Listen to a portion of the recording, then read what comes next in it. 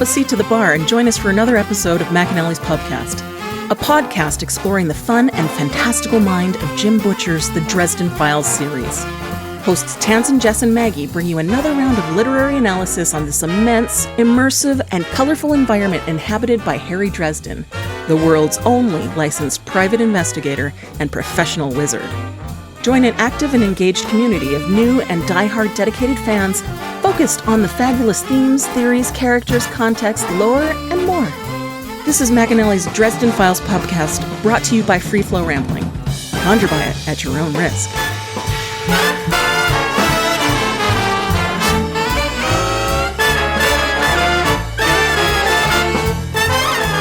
Welcome to the McAnally's Pubcast, brought to you by Free Flow Rambling. This is episode 17.11, Sisters of Mercy, where we are covering the novel Proven Guilty. My name is Tansen, and I'm joined by Maggie. Hello, hello. And Jess. 186 days. Chapter 15. Harry fends off Lasciel in the shower, and then preps to head to the hospital. That was some fending he did.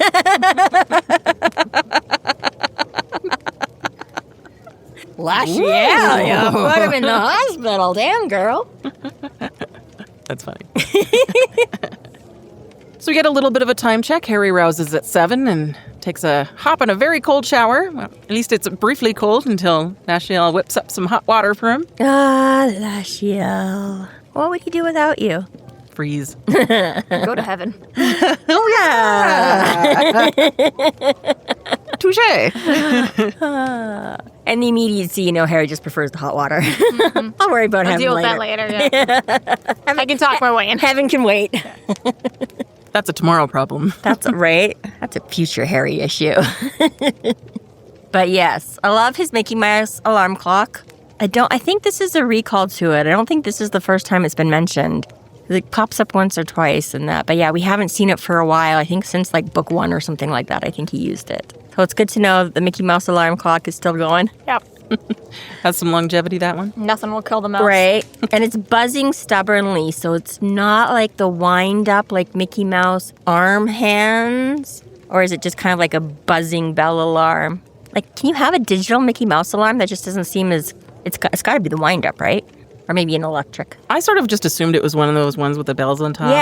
Yeah. The analog. Because that would make sense, because a digital one really wouldn't probably last that terribly long for him. That's true. I was thinking... Maybe it's just such simple mechanics. I was going to say maybe if it's like his childhood Mickey Mouse alarm clock, it might just be simple enough. I mean, again, his car does still run most days. But yeah, no. Do you remember those ones? Because it was Yeah. That's what I mean. It was his hands, right? And his big glove hands were the pointers, right? And his arms would, which is what I imagine. It's just when it says, it's kind of, I think, maybe just like your refrigerator versus icebox thing. It's just when he says buzzed. So I'm like, is it like the clanging alarm bells, or is it more of like a buzz kind of? But so Lash gives Harry a little bit of a reprimand to block the pain technique. If you use the technique I taught you last October, you wouldn't feel all these bumps and bruises from your stupid little whiplash car crash, dude. Not so altruistic, though, because apparently it's because she feels his pain, and she's like, fuck this shit. Seriously, be careful what you wish for. You know I filter everything through you. But yeah, okay, I'm sorry. I get, right, go to hell, demon, fallen angel. Harry, you just keep selling and selling and selling the shit out of this, though. You get unlimited hot water and a fucking neck massage in your shower. Where do I sign up? Don't even have to have somebody there. He's just automatically can feel somebody working out all the knots and kinks. And I mean, okay, the rest of us, sure, I can use hot water. But again, on demand, unlimited. Who cares if it runs cold? You're still going to feel it piping hot. Yeah, I'm still waiting for the bad, Harry. I'm still waiting for the corruption to kick in here because, That was a couple books ago. She gives him all kinds of, right, I'll just teach you how to ignore your pain and not feel it. Can you just say her full name, please? Lasciel? There's more to it. The Temptress? Yeah, there we go. The Temptress. Yeah, I know. But that's what I'm saying. He's just, right? She's pulling him in good here. I was like, again, no bad sides yet. All right. And he does conveniently tell her to, hands off and stop, but doesn't say anything about the water. I noticed, my lord. You didn't. Shut up, Lasciel. Little chinks in that wall. Yeah. I wonder, though, really, what's the benefit? Like, would you actually come out with tenderized muscles, or does it just feel like it? Right? Because he's blue later. Yeah, exactly. So, like, I feel like there's no actual long-term effects. It's just like the kick-ass problem where you feel great, but you're actually dying because you are walking around in a body that feels fantastic, but it is not actually healing at all, but it feels healed, so you just... But you feel healed. So, Jessica, take the last couple weeks. Listen, I get it. Mind over matter is a huge part of it, but if you don't know you have an infection and you drop dead... Right. This is my farewell tour right now. Have fun recording this without me. You better cry every week. But yeah, no, I mean, again, that's the part we're ignoring for now. Like, yeah, you're right. Is he actually, but it's just in the moment, just still to get that relief. But she also has to inhabit the body, so she's not going to let him hurt that's himself. true. If he's actually like on the cusp of dying, she's probably going to give him a heads up. Okay, that's enough. But yes. Yeah, that does raise an interesting point that way. So Harry, obviously, as he states at the start of this chapter, is very used to the cold showers because this has been a problem for the last 20-some years or whatever, right? 20-ish. So they're either cold or colder. So his body is probably somewhat more accustomed, right? Same thing, Jamaican bobsled team. We find it cold here. They found it, like, unlivable here, right? Our nerve endings have buried themselves thoroughly deep in the epidermis. We can't feel a thing anymore. Exactly. I wish. So it would make you, so Harry could probably sustain that prolonged cold shower, but right? Like one of us that are used to a warm, you know what I mean? I'm like, honestly, would we send ourselves into hypothermia taking the same length of shower that, like, has Harry just built up his tolerance, over years and years and years of cold showers? I gotta wonder if it's the same, you know what I mean? Because, yeah. I don't know. I know a lot of people, especially here, we have people that are so proud of the fact that they can wear shorts 364 days a year. They're like, there's usually only like one day a year that I really put on pants. Yeah. And whatever. Yeah. And I hear it all the time. Yeah. But I still feel like there's just certain things you cannot build up an immunity against. And fucking cold shower would suck every fucking goddamn morning, no matter what, until the end of time. Well, if that's your only option, that's your only option. Like, I even say about my jobs. At the jobs where I have coworkers, there are jobs I don't like doing. At the jobs where I don't have coworkers, I don't have that feeling because I'm the only person there to do the job. So I just have to do everything on the list. Whereas at jobs that have coworkers, I'm like, here's actually 3 things I never want to fucking do. Here you go. You go do them. Right. If you have only cold showers as your option every morning and you have to shower, okay, fine. This is our life. But yeah, I'd probably be like, I should move somewhere where there's a hot springs. I should. Hey, Harry, have you looked up Banff recently? Yeah. So one of the things that Lasciel does mention before she is told to sod off is that she does confirm that the events were that of a spiritual predator. Huh. Yeah. Oh, speaking of which, I don't know if anyone, and I have to go through and sort of compare it to some of the other books where she's in it, but I noticed that Lasciel rarely uses contractions when she speaks. Mm-hmm. It's that old-timey talk. Yeah, I think it's that, again, that differentiating. Makes me think of Data from the next Star Trek. Yeah. Yeah. Because he can't use them. He cannot use them. Data can't. But I think maybe it's used just like, and she does use them just very, very, very rarely. Yeah. And mostly when she's making fun of Harry. But I think it's much like with the fairies and stuff like that. They can put in the time and effort and update themselves to, fit in and be. But that's just, again, like same thing when Harry's talking to the fairies. You hear him be a whole lot of, I can't talketh to you right now. I cast thee out, instead of just being like, so I kind of think it's like Butcher putting like it makes her seem a little less human. Yeah. Just a subtle exactly. way. Just makes that tiny bit of separation. This is a 2,000-year-old, right? This is the best up-to-date speech she's got from when she, right? Changes slow. That same formality. thing, right? Just that highbrow talking as well. I'm talking down to you right now. That too. Well, in every generation, right? We made fun of our parents' slang and them not getting ours, and my kids make fun of me for not knowing the current slang and use it, right? So it's the same thing, right? Change is slow and you're using this. So, I mean, here she's like so up to date. Talk about your mother-daughter fighting Bonnie to Lash. I get it, Mom. OMG. Just Google it. Yeah, right? That really ate. What? What did it eat? Yeah. You ate who? What? What do you? Oh my God, Skibbity Mom. Oh, God. I hear River using that one. skibbity toilet. I hate you. I used it at work, actually, on, like, the 24-year-olds, and they were so mad at me. Like, you shut the fuck up right now. And I was like, oh, no, Slay. 4 years, right? I applaud you. I do like how Harry and her have this, like, camaraderie moment of her basically threatening to kill him, though, and they're both just totally chill about it. She's not, like, not fully threatening him, and he's not fully taking it as a threat. However, I read it fully as a threat. I was like, all right, back off, cool down. Well, again, right, it's that symbiotic relationship. So they're both, like, want to, but again, it's like, well, you'll kill, like, right? She can't actually kill Harry because she kills herself and is left in a cement circle until someone can find her eventually, you know? Okay, but lived until you've died. What, you're a mortality bigot now? Now and always. I mean, no insult by it, but you should know that your ability to comprehend your environment is strongly defined by your belief in a number of illusions. Time, truth, love, blah, blah, blah. She says some more things. He's like, I'm only human. Enlighten me. You would have to release your hold on mortality. I'd have to die. Ken, your perception is so blah, blah, blah. All of this to say, I'm like... That's really simplified, but yes, you'd have to die, okay? But I also think that now if Harry were to die, instead of being able to get off a death curse, his immediately, like, Lash would, like, push to the forefront and be like, in my basement there's a circle, please dig it up, pick up my claw.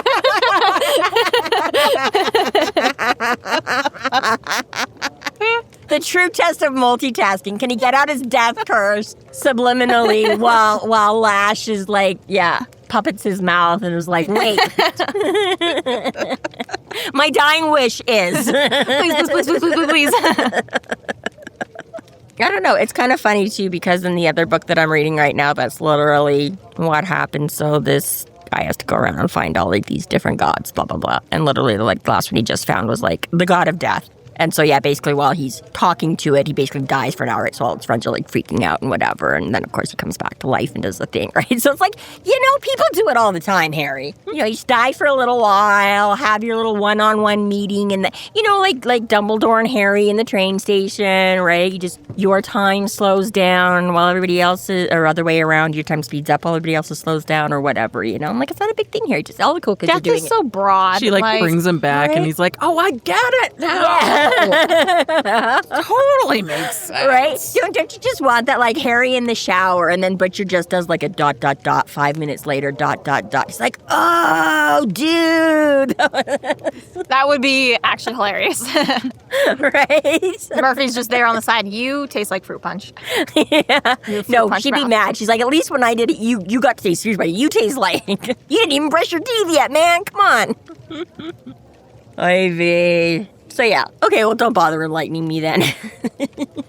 Go away, leave me the hot water. As you wish. For now. And just in case you forgot, Harry's gonna remind you about his left hand. I stayed until my hand shriveled up. Well, just my right hand, because my left hand's dead. It's already shriveled enough. Yeah. Haven't fixed that yet. Can you tell my hand the secret to life and everything? Yeah. Just do it here. We got this one ready. Hey, I'm halfway there. Talk to the hand, Lash. Right. And she did. What are these leftover biscuits he had? He goes off to feed Mouse and Mr. Nace left. I'm like, when did you stop and get biscuits? What kind of biscuits are these? Thomas's. That just sounds naughty. Thomas had leftover biscuits, okay?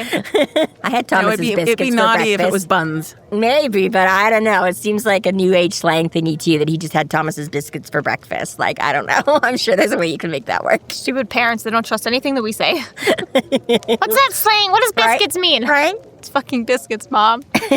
Like, and gravy, right? I don't know. I didn't have it. And times like this that he misses a microwave, he has to, like, reheat that shit on the stove.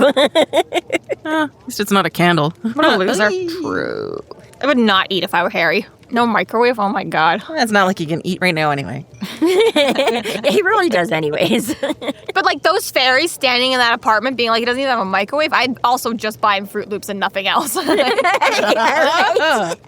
They're just smarter than he is. They're like, yo, bro, this is why you never eat. You never have time to actually prepare anything because you're always on the run. So here, everything's just ready to go. He's going to buy him some astronaut meals and he can just eat freeze-dried everything. You still have to wait for the fucking pot to boil.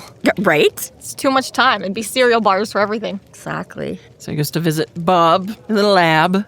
See if he's on a slab. He's here to kidnap Bob. Yeah, I was going to say, not so much of a visit. He just grabs him and goes. Bob's like, whoa, where are we going? Okay. Like, Okay. I'm shoving you in a bag and you can't speak until I tell you to, okay? Bye-bye. Okay, I'll go back to sleep then. Go back to bed. That's fine. Yeah. You just pack a few other items: his shield bracelet, kinetic ring of face punching, his pentacle, of course, his new blasting rod. Goes through those like crazy. I know. And for his such a fantastic, stuff. handy go-to weapon, he's constantly smashing it. And then goes like 3 books before he can replace it. So really, we've only get to see him use it like twice so far. It's so iconic, and yet he never has it. Never has it. Why? Because it's too useful. It's like cell phones and Googles. Okay, it's great that he's got this thing, but he'll win every time. So let's just smash it all the time on him. Can't have him win too just easy. cheating. Just cheating. He's just got to shoot you in the foot a few more times. Right? Oh, it takes so long. You gotta find a good piece of wood, then you gotta carve it, then you gotta put all the symbols, and then you gotta infuse it with all the magic. But I telling don't you, man. wanna. Just get a bunch more of those rings. Who cares about a blasting rod? Just punch through everything. He's got like one on each finger. Right? Exactly. Get some real Every time he bling. punches something, it explodes. Yeah, exactly. Right? Gotta be real careful when he closes the Beatles' door, you know? It's like send it right through the opposite side. Oops, did I do that?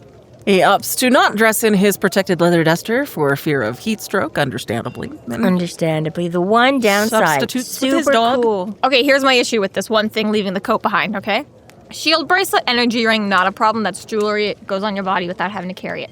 The blasting rod is usually tied inside of his coat. Yeah, where are you sticking that? Down He's the got leg? like actually 2 of them. It's a nunchuck set now. But I'm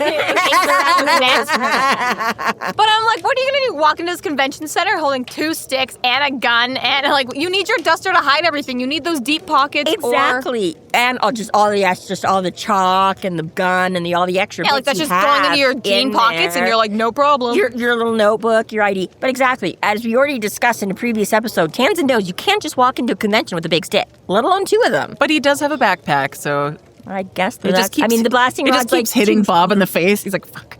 Right, right. Slap, clink, clank, clank. No, he just shoves it through an eye hole to hold it in place there.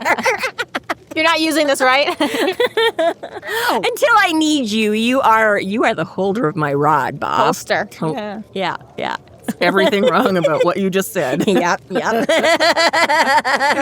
And Bob was the first to laugh about it. I mean, I guess the other option is he could put it through his mouth, but... yeah. So, yeah, he does. And that is the other thing. I mean, one of the greatest things, again, that he gets this coat, and then every once in a while, thank God he lives in Chicago. I guess this is why Harry doesn't live in, like, L.A., because at least he has an excuse to wear his coat for, like, 3/4 of the year. Yeah. There's even some summertime days where it's cooler, or the nights where he can get away with wearing it, but yeah. It's just too much of a sprawl, and for it to be set in L.A. and all that traffic. You'd never get anything done. Yeah. I was thinking like Florida would be a bad one because it's so hot all the time, but then I was thinking no, Florida man, it would all just be about Harry. Yeah. Some of the details in these case files have been changed to protect the identity. Really it is. We just figured out Florida man is just Harry living his life. That's okay. Crazy weird ass shit. Who needs a coat when you have a dog? That's right. He has a dog now. Mouse will be dying in that heat though, my God. Right. Just give him some shade and some water. Those double coats are made to keep the heat out as much as the warm in. Are those one of those breeds that you can actually shave? Some of them you can't because their coats are weird. Probably not. I feel like, and I looked this up a long time ago, so I might be wrong. But again, the closest approximation we've got is like a Tibetan Mastiff. And again, if I recall correctly, they have the double coat like Garcisco had. And yeah, that's exactly that. Is it insulates against the heat the same way it insulates against the cold. So you make sure they have fresh, access to cold water and shade. And don't shave them because you'll fuck up the undercoat and things like that. Just never grows back quite the same. Never goes back quite the same and this and that. So, yeah. And I mean, in all fairness, as we find out Mister would shortly. make fun of him for the rest of time. Oh, my God. Can you imagine if they gave Mr. that poor... Lion King cut? No, not the Lion King cut. Pandy's poor Truffula tree cut. Oh, yeah. Jessica was so mad about that. What an ugly dog. They go out and meet Murphy, and she asks if Mouse has been car broken. Yeah, we get reminded that Murphy is deadly afraid of dogs, which hasn't really come up Just since big Full dogs. Moon. Just big dogs. She's pretty good with Mouse, fortunately. She's seen Mouse since Mouse was tiny. That's true. And Mouse, of course, is such a well-behaved little mister that he would never freak out Murphy. And Plus, after you deal with, 18 different types of werewolf, I mean, how big is a big dog really? right? Especially when the dog is smarter than most people. Yeah, and that's his saving grace right there. But yeah, it's like Mouse is probably almost as big as some of these big werewolves. That's the problem with Mouse is he's fucking huge. But yes. I just love too how he's not like, hey, is it okay if he just opens the door and hops in, I'm like, where does I always feel bad. I'm always like, I have to bring my dog with me. Can my dog come? Is it okay if my dog's sorry? And he's just like, no, the dog is just coming. You don't have a police dog?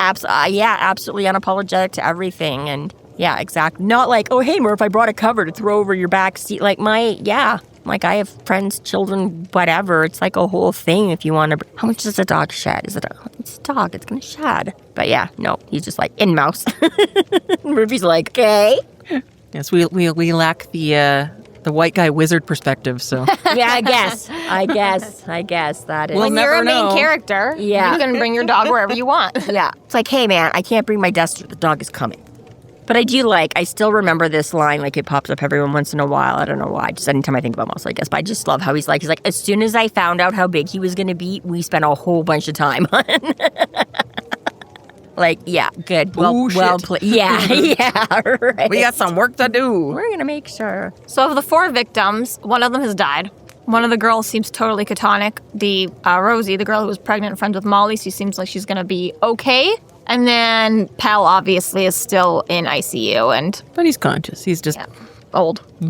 Healing slow. got the woobles. Yeah. So pretty bad attack. Out of its 2 main victims, one of them is dead. The other one's comatose. Yeah, quite the scale. We have okay, really beat up, comatose, dead. Okay. We're just covering all the bases. It's good. We got a little bit of everything. Some variety. And we get Harry's recap thing on again. We finds out that, a couple of them are in ICU, and he's like, I don't know if I can go. I'm going to kill everyone. Well, Murphy does try to sort of see if she can work around it. Like, we'll just get on speakerphone. Like, yeah. Yeah. I suspect that's Yeah, not I can't really help. look at him that way. And It's a nice little nod, though, to, a lot of the time him not being around technology is, funny or annoying, but this is one of the times where it's like, no, actually, yeah, highly detrimental Real to what he problems, yeah. needs to do. Yeah, and again, for the type of thing he needs to do, it's not a great. You're actually lucky that most bad guys are always hiding out in parks. Yeah, all right. Note to self: you want to evade a wizard, right? Head to the Exactly. nearest hospital. I'm in ICU. You can't touch me. Literally. I'd be a nurse That's picking just up the ones every that shift. have ethics. I'm sure some other ones would be like, well, they're in the ICU anyways. They were just going to bite it. Fuck it. Morgan's like, I don't give a fuck. I'm coming in after you, buddy. I got bigger things to worry about.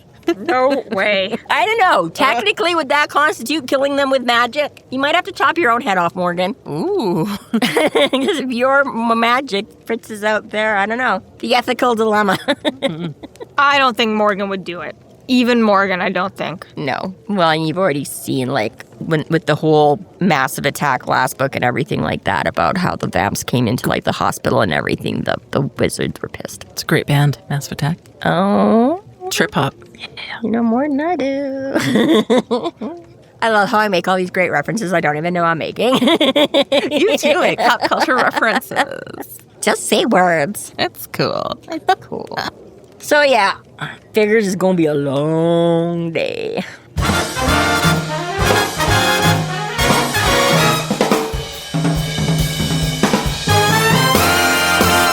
Thank you so much to our Patreon subscribers for your generous support. It's people like you who help us keep doing what we're doing. If you're not yet a Patreon subscriber, sign up today and get a fuck ton of bonus content, kick-ass merch, behind-the-scenes outtakes, and more. Sign up today at patreon.com/freeflowrambling.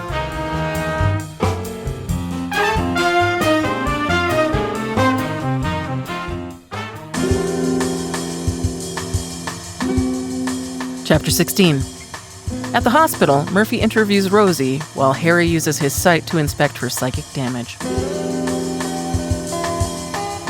So We're going to low down on the Mercy Hospital, the oldest hospital in Chicago, founded by the Sisters of Mercy. What is it? Temple of Doom? Temple Love? Temple what? That's one of their songs. I see, and I read this and I don't think, a sisterhood of nuns, and I just think of a gothic industrial band. Nice.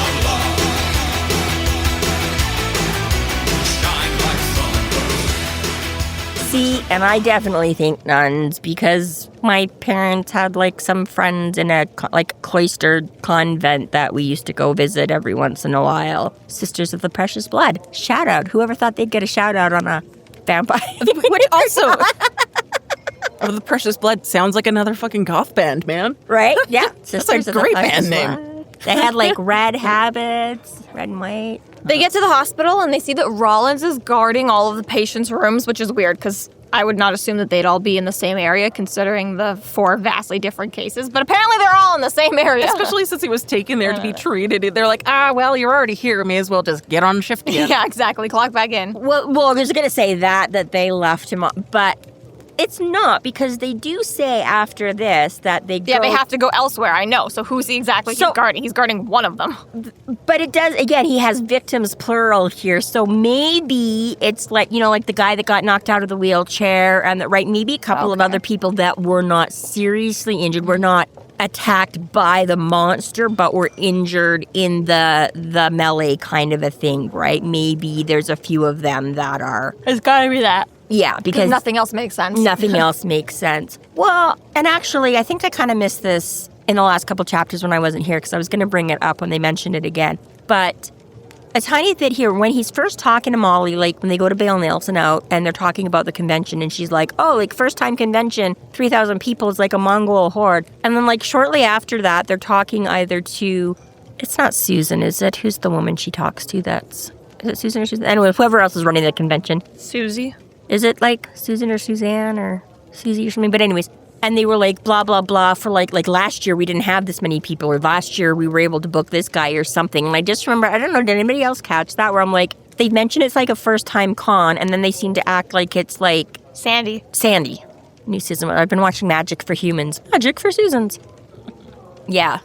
So I don't know if it's one thing like that. I'm is this again some kind of Butcher? Am I forgetting something? Did I misread something? Did Butcher forget what he was doing? Same thing. Victims. I don't know. We'll have all 3 of them in the same room. Then I'm gonna yank 2 of them out to ICU. I don't know. He wasn't sweating the small stuff. Right. Exactly. Yeah. Continuity. That's our job. Yeah. Exactly. He was. But I do like that Rollins and Murph know each other, and they have this sort of poke back and forth. Carrie. And we already have confirmation from the last book that Rollins knows Murphy's dad, so it makes sense that he's kind of always been aware of Murphy, but it's just aw, it's so cute, the back and forth they got. Right. So sweet. Oh, shoot, Dresden. And you'll work with anybody. And the only one that'll, get away with it. Yeah, exactly. Right. As we've seen so far, because no one else has so far. Exactly. Harry included. Right. Yeah, exactly. I love that Rollins makes a comment that Mouse is there. I was how did they get Mouse that far? Holy shit. I know, but they do cover it later, but it was just oh, whoa, the dog's here? You brought the dog in the hospital? But he doesn't. And again, this goes back to my comment of how fucking much he gets away with it. And I mean, okay, in all fairness, I don't think I've ever seen one in a hospital, but I will say more and more, people do seem to just be because again, that used to be exciting thing. I'm going to the pet store. I can bring you guys with me because you're actually allowed to come in the pet store with me. This is my kids I'm talking about. No, just kidding.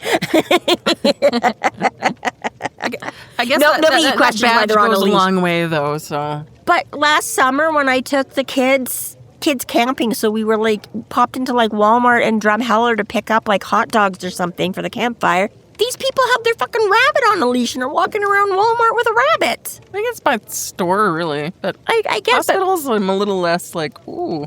Hospitals, I would think less so. I know that hospitals have their own dogs on employ for Right. comforting and calming down anxiety. There and is things like that therapy dogs. But again, they are like therapy dogs, you know? Yeah, they'd have to have a special dispensation to like bring dogs in. And I've also seen cases where like nurses have like helped sneak dogs in so that like dying, parents and patients can see their pet for the last time or things like that. But yeah, you're not hiding Mouse. Like yeah, exactly. And I mean, again, this is the beauty of Murphy Mouse. just walking ahead of them with her badge just straight open. Don't bother. I feel like honestly, like Dresden has his own psychic paper sometimes where he's just like, don't ask questions. Nothing to see here. Nothing to see here. I'm doing my own shit. Like he's just a minor glamour on everything all the time. He never mentions. They just act like he's the glamour is like all they see is instead of Mouse is this small hairy child. Or like our cousin Ed is walking through with him. Parks and Recreation, Ron, when he always like has a piece of paper, is like, yeah, I have a permit. I do what I want. Sorry, I haven't seen that one. I can't. He's a guy that has a permit, and when you pull it out, it says, I do what I want. Gotcha. Now you're caught up. Nice. Perfect. But yeah, he's not actually like breaking the fourth wall. He's not actually bending people's mind. It's just like a subtle suggestion, like these are not the droids you're looking for. Yeah. Like, you know what I mean? Everything is fine. Why is your child drooling? John Mulaney's joke about a horse in a hospital. Excuse me, we're at a hospital. Don't ask what my child's problems are, okay? So between Rollins and Murphy, they decide that Mouse is a police dog, which is very useful from here on out. Good job, dog. You just got deputized. The dog is with me. The wizard is with me. Sounds like a police dog. It's good enough explanation. Yeah. Yeah. So the first room they start with is Rosie. Yeah.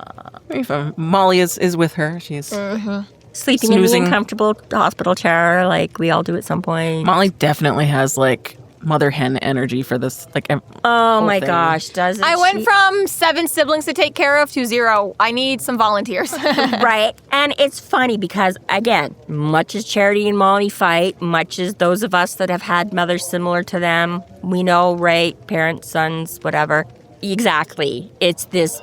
Molly is her mother in ways as well. That exactly. Living in this big, close-knit family is exactly. Molly's used to being the caregiver, the caretaker, the mother hen, the whatever, right? Coddle, protect, stand by, loyalty, everything. So, yes, this is her flock. This is, one of the first of Molly's found family, chosen family, whichever way you want to. Yeah. Hey, listen, Molly, I have to perform a soul gaze. Could you think of a really quick reason to leave? That would be great. That'd be awesome, actually, if you just leave. It's not even that. Because it's the sight. It's not the soul gaze. That's true. Sorry, you're right. That's that too. But yeah, because Murphy kind of does the mild questioning or whatever, right? So Molly's like, hey, what's going on? Harry's like, they're spooky afoot. And she's like, oh my God. And then she's like, so hey, how's Ken? Nobody will tell us anything. And she's like, oh, shit. I'm going to leave. Yeah, so it's not even that, right? It's not She's a smart cookie. She's a smart cookie. And again, she knows shit. She's like, I don't want to. So yeah, she's just exactly like more shit on top of my boyfriend got arrested. This guy got beat up. My pregnant best friend is like. Definitely trying to protect her friend right now, I think, by like leaving. She's like, gotta go. Yeah, give her some private. I've got to go freak out on my own. Give Molly some time to freak out on her own. Give the officials time to answer their questions, do their thing. But yeah, exactly. She's just like, this is not a good place to be right now. I'm just going to get out of here for a minute. But for the plot, hey, Molly, I'm going to use the site. I need you to leave. Yeah. Mm-hmm. And I love how, ironically, neither Murphy nor Dresden take her. I mean, I get why they're there and what they're there. But Mama gets coffee. Literally, I'm shocked. I was going to say the same thing. I was like, I get why you're there, but take the fucking coffee, you loser. I was going to say, why would Murphy or Dresden ever refuse a coffee? Especially like you say, we just went through this like 10 minutes ago with the biscuit. He used to do so much work to make coffee at home. Man doesn't own a Keurig, Take every free cup of coffee that is ever offered to you. But yeah, unbelievably, nobody does. And when she goes to leave, this time at least, Mouse is gentle with Uber her. friendly. And nice and good. And Harry's like, what the fuck, dude? Like, what? Do we like her or do we not like her? What the hell? I mean, I was annoyed that you were growling at her. That wasn't cool. But now I'm just confused that you're being nice to her. So can you go back to growling at her? Like, I don't know. Mouse is like, which is it? What do you want? I know. What do you Mouse want is from like, me? You said she was a friend, dude. You said, I tried to tell you. I tried to tell you. You were like, no, that's Molly. That's our friend. I'm like, all right, dude. Jesus. Which one of us is bipolar, Harry? Me or you? Come on. Sidebar. Okay, dog, seriously. Do we like her or not? Makes it. I'm so confused. So while Murphy continues to talk to the girl, Harry does open up his sight. And, of course, we start with the angelic warrior version of Murphy equipped with a gleaming sword. Always a great image. Always a great image. Murphy looks basically like Murphy, but better. If my sight is open, I am looking for Murphy. Right? Every time. You should just, do that for all your times. You're going to have to see something really horrible, have something really good standing by. Yeah. Go find some more, like, tree dryads or whatever that little spirit nymph was. He found when he was, like, 12 or something. One of the first things he looked upon was some little, like, pixie spirit and tree spirit thing. Lore. Yeah, he says it. And it was, like, the best thing that you ever, like, but then also all the horrible shit stays too. Oh, you guys forgot about his little tree spirit. Forgot about his tree nymph. I'm sorry. God. That was like his one shine. Shock. Other than Oh, really? Did he? Other than Murphy, it's like one of the few things I just assumed we hadn't covered that yet. I was like, that's later, right? Nope. That's why I was looking at you. Nope. Like, I don't remember no fucking tree nymph. okay. I think she's reading Percy Jackson again. So wait until the Discord, people, and you guys will get jumped all over for once. For other people out there, remember the tree nymph. What if it doesn't exist? Wouldn't that be great? Wouldn't that just be awesome? And unbeknownst to our listeners, we are now going to take a 10-minute break while I go back and look up the tree nymph to prove it to you guys. Everyone in the Discord gaslighter that is not real. Listen, I have enough of that shit going on in my life right now, okay? Let's not. Bad child, bad. So, Rosie, on the other hand, for the site, is looking quite different. She kind of has the look of a stray dog or a rat and is covered in tiny opening and closing mouths that she's not able to scratch to relieve. Just gross. That just makes me think of like barnacles. Right? Ugh. And just like this barrier between, like... It's really gross. Yeah. And another thing that Harry sees is the psychic damage has like laser-like precision instead of the usual appearance of like a mauling. Yeah, and he's like, what? Like some crazy-ass mad scientist did this, not what the fuck. Extra weird. Extra weird. They'd never been pretty. Usually they look like the victim of a shark attack or someone who had been mauled by a bear. I'd never seen someone with damage like Rosie's. So yeah, very strange. And addiction behavior. But while they're talking, so he jumps. That's great imagery for addiction. Oh, like really well done. Really good. Yeah, really just, that whole kind of skeevy, just, I don't know what you got, yeah. It was enough to give me like the willies reading it. I was this close to picking up a heroin needle when I was reading this, and now I'm like, you know what? No, thank you, Butcher. That did it for me. Mm-hmm. Yeah, not cool. I don't want to walk around with spiritual oven mitts on. I just can't do it. It's going back to like Warcry and the Shoggoth, right? The other thing I can think of is like Chazazaralak from the book one that I can't say his name anyways, that thing.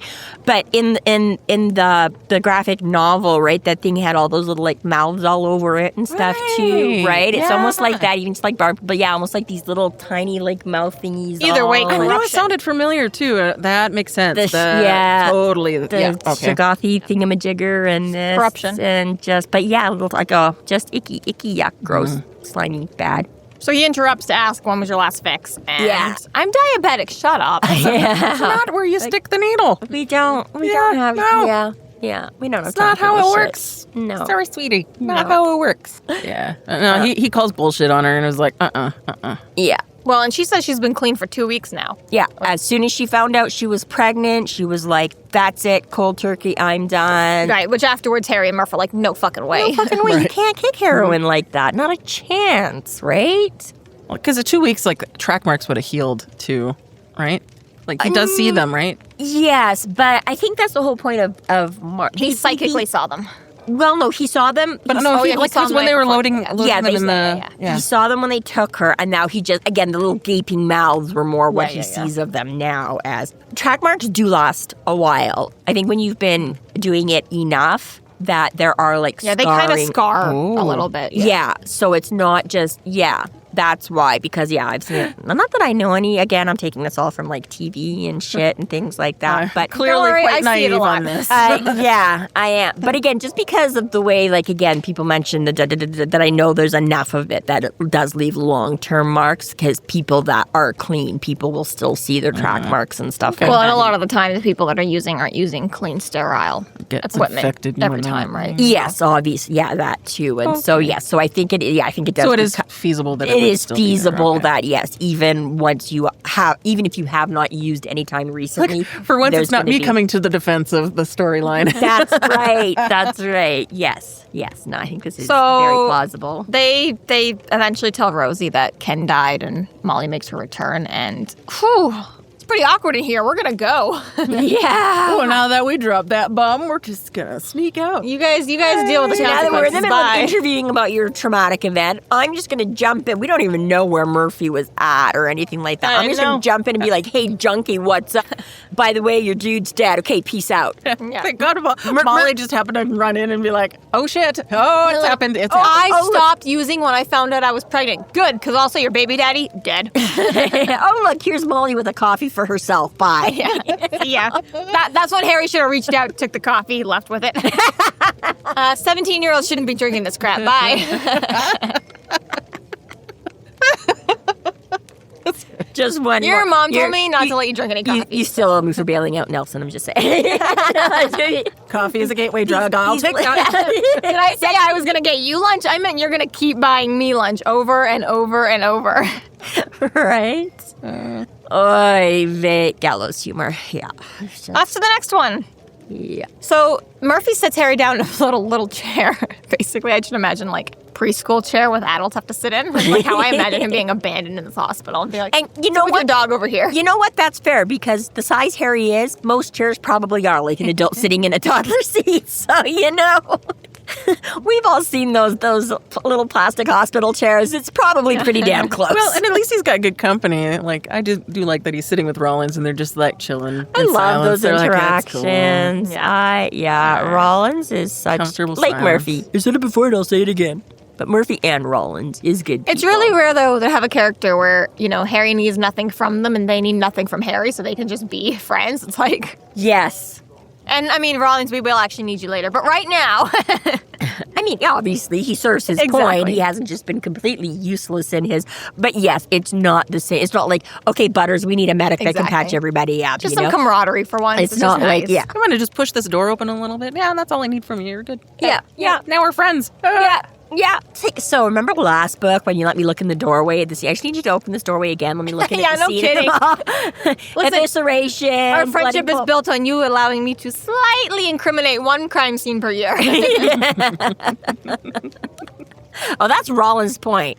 He's letting you not incriminate. You just get to look at them. I don't care if everybody's already tromped through here. You get to look, and that's it.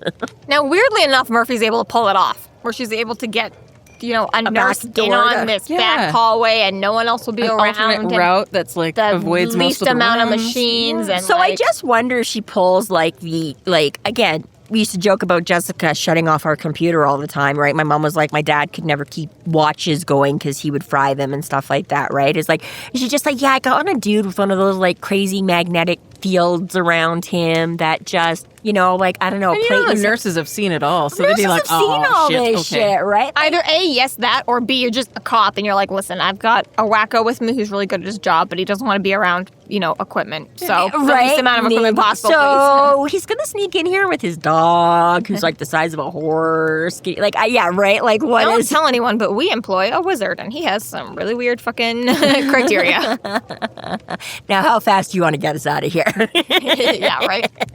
But as we explained at the beginning of this chapter, Mercy Hospital is apparently fucking massive as hell, or at least was when it was built. So they've got some extra basement rooms for you to go and I sit around in. appreciated that little bit of back history there. And, it's funny, it's true. Like, you think about it at the time, and again, you go back however fucking long, right? Churches were like little tiny, little one-room schoolhouses. Now, our schools are like blocks long and like thousands of students and all this kind of stuff, right? It's impressive for the time frame how big it is. Well, I was going to say, I love how, because you're right. He's like, at the time, everyone was like, oh my God, this thing is so huge. Like, why do we need something so massive?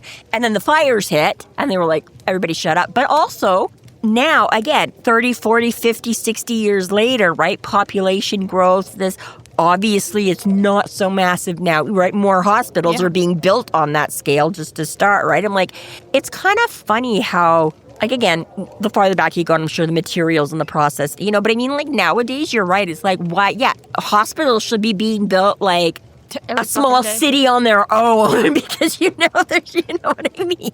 It's like, really? These guys had forethought that they didn't even realize. No, it is impressive because, I mean, just our city alone, Calgary has fucking been behind on infrastructure its entire inception.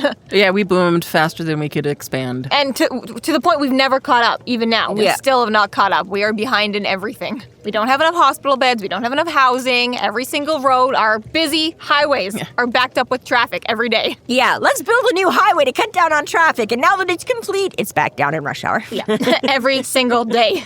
Yeah. So I'm like, yeah, good on you guys for being able to have some forethought. This feels just like the 405. Crap. Yeah. It's almost, no offense if you know anyone who died in it, but it's almost lucky that their whole city kept burning down because they kept being able to be like, all right, let's make this efficient this time. Let's do it right this time. A couple of weekends ago was the anniversary of the 2013 flooding in Calgary, and we got rained on a whole bunch, and they're like, you know what, guys, we should be okay, though, because we did all that flood mitigation. We didn't get flooded out this year, so you know what? We also didn't have an ice pack this year. Yeah, but, details. I'm just saying. It's, They were not flood conditions. We experienced nowhere near as much rain as we did 10 years ago, but... Yeah, sorry about, Mrs. O'Malley's cow shed or whatever, but guess what? This hospital ended up being just what we needed, so... This concludes our episode 1711, Sisters of Mercy. Thank you for listening. You can find us online at freeflowrambling.com and McAnallys.ca. There we have links to our other podcasts, social media, and other fun tidbits. Please subscribe if you like what you're hearing, and please consider supporting us through Patreon to keep the magic alive and to see more content. We are Free Flow Rambling. Covered by at your own risk.